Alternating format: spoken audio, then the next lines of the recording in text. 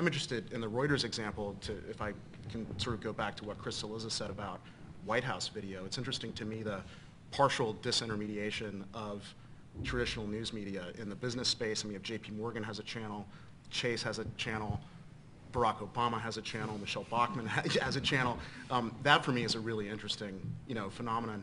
And I think it's happening a bit in the documentary space in nonprofits. I think you see sort of some of the oxygen in the room that's come out of the room in terms of documentary video being funded more and more by interest groups. I think all of those issues present a challenge for the objective news organization. It's interesting. If I can add to that, our good friends at YouTube, and we've done in 4 years over 600 million streams on YouTube.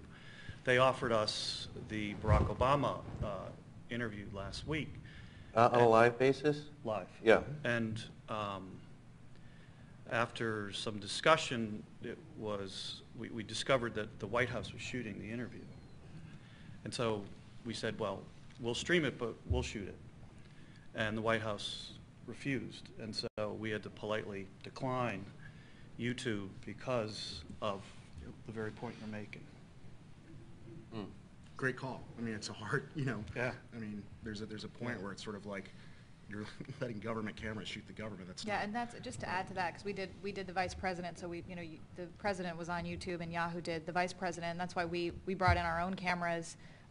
We insisted on setting it up ourselves, and part of the condition was that we could ask follow-up questions on any of the user questions that we had generated. So it actually worked out pretty well. I think there's a fine line, obviously, and as a news organization, you have to retain your editorial, your editorial standards. But there's also a huge opportunity to allow an audience like Yahoo's audience, which is the biggest out there, to interact with a major newsmaker like that, which is also the other side of the coin. I think what we do is you have to clearly distinguish your content from the content you're carrying on your platform. Right, and I think as long as you can do that very distinctly.